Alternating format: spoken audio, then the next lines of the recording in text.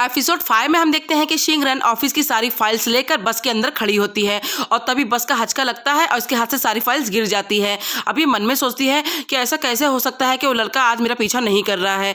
तभी वहां पर जियांशा पहुंच जाता है और इसकी सारी फाइल्स उठाकर कहता है कि क्या तुम मेरे बारे में सोच रही थी।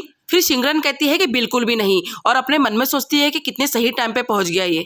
अब ये दोनों चल चलकर शिंगरन के घर की सीढ़ी के पास पहुंच जाते हैं। फिर शिंगरन कहती है कि अब तुम जाओ। फिर जियांशा कहते हैं नहीं, पहले तुम सेफली से अपने घर में पहुंच जाओ, उसके बाद मैं चला जाऊंगा। फिर शिंगरन कहती है कि रोज तुम मुझे मेरे घर तक छोड़ने आते हो, क्या तुम मेरी फिक्र करते हो। फिर जियांशा कहता है हाँ। फिर शिंगरन कहती है कि अच्छा चलो पीछे मुड़ जाओ। फिर जियांशा कहता है क्यों। फिर कहती है एक बार मुड़ो तो। अब वो पीछे मुड़ जाता है। फिर वो कहती है कि मैंने बहुत सोची और मुझे सोचने के बाद पता चला कि तुम कोई आम बच्चे नहीं हो, तुम एक बहुत अच्छे बच्चे हो। हाँ मैं जानती हूँ कि मैं बहुत खूबसूरत और एक टैलेंटेड औरत हूँ और तुम्हारा मुझ पर फिदा होना भी एक आम बात है, लेकिन मैं एक लॉयर हूँ और मैं बहुत बिजी रहती हूँ, इसीलिए मेरे पास कोई भी टाइम नहीं है तुम्हारे साथ रिलेशनशिप बनाने का, इसलिए अब तुम ये सब भूल जाओ। फिर जियांशा कहता है कि तुमसे किसने कहा कि मैं तुम्हें पसंद करता हूँ। अब शिंगरन जियांशा को अपना मोबाइल दिखाती है और कहती है कि अगर तुम मुझे पसंद नहीं करते हो तो तुम इतने सारे मैसेज मुझे क्यों करते हो। जब से मैंने मेबिन का केस ली हूँ 1 महीने से, तब से तुम मुझे कितने सारे मैसेज कर चुके हो और हमेशा एक ही मैसेज करते हो कि मैं तुम्हारे पास आ रहा हूँ। अब जियांशा हंसता है और कहता है कि मैंने तुम्हें कभी भी मैसेज नहीं किए हैं, मेरे पास तो तुम्हारा नंबर भी नहीं है।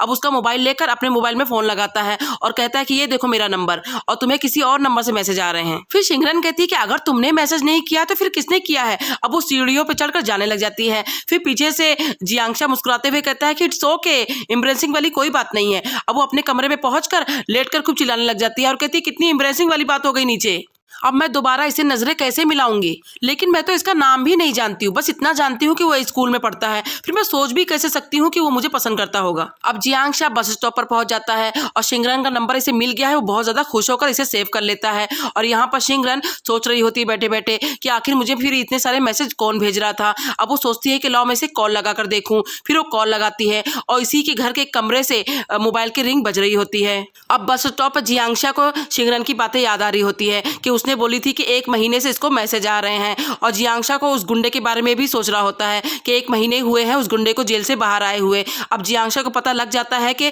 वो गुंडा ही शिंगरन को मैसेज कर रहा है। अब जियांशा जल्दी से भागकर शिंगरन के घर के पास पहुंच जाता है और दरवाजा ठोकने लग जाता है, लेकिन शिंगरन तो उसी मोबाइल की रिंग सुन रही थी। अब ये दरवाजा तोड़कर अंदर घुस जाता है और शिंगरन के हाथ से मोबाइल ले लेता है और फिर उसकी रिंग सुनते हुए दरवाजे के पास पहुंचकर दरवाजा खोलता है और अंदर ही मोबाइल रखा हुआ होता है।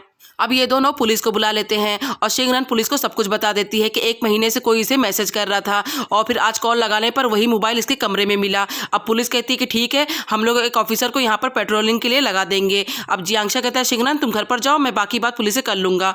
अब शिंगरन के जाने के बाद जियांशा पुलिस को बताता है कि मैं जानता हूँ कि वो आदमी कौन है, वो बहुत खतरनाक आदमी है, आप उस पर नजर रखना। अब पुलिस की गाड़ी जाने के बाद जियांशा कमरे में पहुंचता है और शिंगरन खूब डरी हुई खड़ी होती है और इससे कहती है कि तुम कौन हो, रोज तुम मुझे घर छोड़ने क्यों आते हो और तुम अभी भी यहाँ पर क्यों हो। फिर जियांशा कहता है क्योंकि मैं जियांशा हूँ। अब जियांशा इसको बचपन की बातें बताना चाहता है लेकिन वो समझ ही नहीं पा रही होती है। फिर वो कहती है अच्छा जियांशा हो, ठीक है मैं याद रखूंगी तुम्हारा नाम। अब जियांशा शिंगरन से कहता है कि आज रात मैं तुम्हारे घर पर ही सोऊंगा, तुम मुझे गलत मत समझना, मैंने तुम्हारा दरवाजा तोड़ दिया है इसलिए मैं तुम्हारी सेफ्टी के लिए यहीं पर सोना चाहता हूँ जब तक तुम्हारा दरवाजा ठीक नहीं हो जाता। और तुम डरो मत, मैं यहाँ लिविंग रूम में सो जाऊंगा और तुम अपने कमरे में सो जाना। फिर शिंगरन कहती है ठीक है और वो अपने कमरे में चली जाती है और फिर सोचने लग जाती है कि जियांशा, ये नाम मैंने लगता है पहले कभी सुनी हूँ। अब सुबह हो जाती है और जियांशा सोकर उठ जाता है और वो देखता है कि दरवाजा खोलकर शिंगरन आती है और उसके बाल बाल खूब बिखरे हुए होते हैं। उसको देखकर ये चौंक जाता है। फिर शिंगरन कहती है इतना चौंक क्यों रहे हो, जितनी भी बड़ी बड़ी हीरोइनें होंगी वो भी जब सुबह सोकर उठती होंगी तो मेरे जैसी ही दिखती होंगी। फिर जियांशा कहता है कि जितनी देर में तुम्हारे घर में हूँ कम से कम अपने आप को संवार कर तो रखो। अब शिंगरन जियांशा को कुछ अजीब सा नाश्ता देती है और जियांशा मुंह बना बनाकर खा रहा होता है लेकिन उसको टेस्ट अच्छा लगता है। फिर शिंगरन कहती है कि दिखने में अच्छा नहीं है लेकिन टेस्ट अच्छा है ना। अब जियांशा कहता है कि लगता है चोर ने तुम्हारे घर में कुछ ढूंढा है तो तुम पता लगा लो कि कुछ गायब तो नहीं है। फिर शिंगरन कहती है कि मेरे घर में कोई भी कीमती चीज नहीं थी। फिर जियांशा कहता है कि फिर तुम्हारा घर इतना ज्यादा गंदा कैसे है। अब शिंगरन कुछ बोल ही नहीं रही होती है। फिर जियांशा समझ जाता है और कहता है कि इसका मतलब तुम्हारा घर हमेशा इसी तरह गंदा रहता है। अब शिंगरन फिर जलेली खाने लग जाती है और कुछ बोलती नहीं है।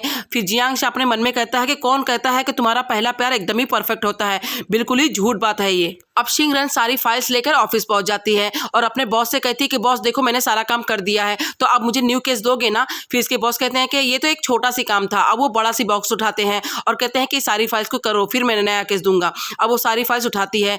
अब बॉस इसे कहते हैं कि शिंगरन कल रिसेप्शन पे एक डिलीवरी मैन तुम्हारे बारे में कुछ पता लगा रहा था, उसका नाम जुनवे था। अब ये सुनते ही शिंगरन के हाथ से सारी फाइल्स गिर जाती है और वो फ्लैशबैक में याद कर रही होती है कि वही गुंडे ने बोला था कि जब मैं जेल से छूटकर बाहर आऊंगा तब तुम्हें मारूंगा, और उसका नाम भी जुनवे था। और यहाँ जियांग अपने कॉलेज में बैठा होता है और वो शिंगरन को मैसेज कर रहा होता है कि जब तुम्हारी ऑफिस की छुट्टी हो जाएगी तो तुम मेरा इंतजार करना, हम दोनों साथ में घर चलेंगे। और यहाँ शिंगरन गुंडे के बारे में सोचने के बाद अब जियांगशा के बारे में भी सोच रही होती है कि उसने बस में जियांगशा को डिलीवरी मैन वाले कपड़े पहने हुए देखी थी और उसने उससे पूछी भी थी कि तुम्हारे पास पैसे नहीं है क्या जो तुम ये काम करने लग गए, लेकिन जियांगशा ने कुछ भी नहीं बोला था। अब जियांगशा शिंगरन के पास पहुंच जाता है और कहता है कि मैंने तुम्हें मैसेज किया था, तुमने मुझे रिप्लाई क्यों नहीं दिया। अब शिंगरन उसे डरने लग जाती है और कहती है दूर रहो मुझसे, मेरे नजदीक मत आना। मुझे पता चल चुका है कि तुम उस गुंडे जुनवे के साथ मिलकर काम करते हो और उसने मुझ पर नजर रखने के लिए तुम्हें मेरे पास भेजा है। फिर जियांगशा कहता है कि तुम्हें पता चल चुका है कि वो गुंडा जेल से छूट चुका है।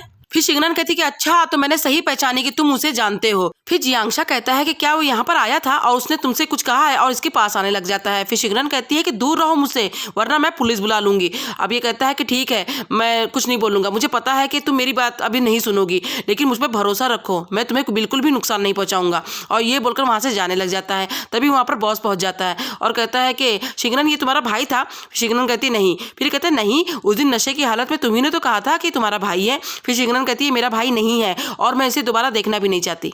अब शिंगरन अपनी मॉम के घर पहुंच जाती है और अपनी मॉम से कहती कि मॉम क्या मैं आपके पास आकर रह सकती हूँ। फिर इसकी मॉम कहती नहीं बेटा, तुम्हारे ऑफिस से मेरा घर बहुत ज़्यादा दूर है और यहाँ पर देखो कितनी भीड़ भाड़ रहती है, कितनी आवाज़ होती है, तो तुम अपना काम भी नहीं कर पाओगी। फिर ये यहीं पर सो जाती है और रात में ही जियांगशा इसके घर पहुँचता है और उसके घर के दरवाजे का लॉक ठीक कर देता है।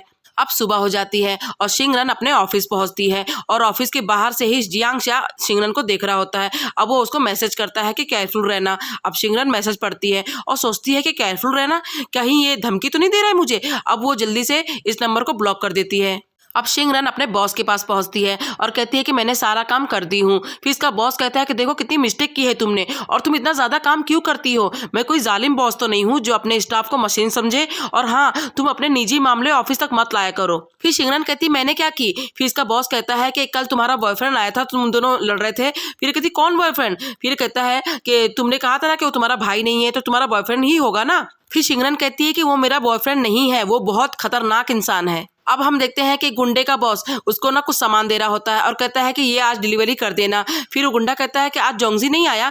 फिर उसका बॉस कहता है कि नहीं, आज उसकी क्लास है ना, तो वो छुट्टी वाले दिन आएगा। फिर गुंडा कहता है कि उसकी एक बुक यहाँ पर छूट गई है और ये डिलीवरी भी स्कूल के आसपास में ही है, तो मैं जा रहा हूँ, उसकी बुक भी दे दूंगा। फिर होटल का मालिक कहता है कि जुनवे तुम कितने अच्छे इंसान हो। अब ये गुंडा जियांगशा के कॉलेज पहुंच जाता है और जियांगशा बास्केटबॉल खेल रहा होता है और ये गुंडा उसी को देख रहा होता है। तभी वहां पर जोंगजी पहुंच जाता है और कहता है कि तुम्हें क्या चाहिए। फिर ये गुंडा कहता है कि वो उसे जरा जोंगजी को बुला दोगे। फिर कहता है जोंगजी तो मैं हूँ। फिर ये गुंडा कहता है नहीं, वो जो लड़का खेल रहा है वो कौन है। फिर जोंगजी कहता है वो तो जियांगशा है। अब जियांगशा नाम सुनकर इस गुंडे को याद आ जाता है और वो फ्लैशबैक में सोचने लग जाता है कि ये तो वही बच्चा है जियांगशा, जब मैं जज साहब को कह रहा था कि मैंने कुछ भी नहीं किया है और मैंने अपने मन में सोचा था अब तो मैं बच ही जाऊंगा, लेकिन इस बच्चे ने मेरे मन की बात सुन ली थी और उसे सबको बता दिया था कि मैं ऐसा सोच रहा हूँ। अब यहाँ जियांगशा शिंगरन के पास पहुंच जाता है और उसको कहता है कि मैं उसके साथ नहीं मिला हूँ, तुम मुझे एक बार चांस तो दो। तभी इसके पास उसी गुंडे का फोन आ जाता है और कहता है कि मैं बोल रहा हूँ और इसी वक्त तुम मुझसे मिलने आओ, मुझे तुमसे बात करनी है, और अगर तुम नहीं आए तो मैं गुस्से में पता नहीं क्या कर दूंगा।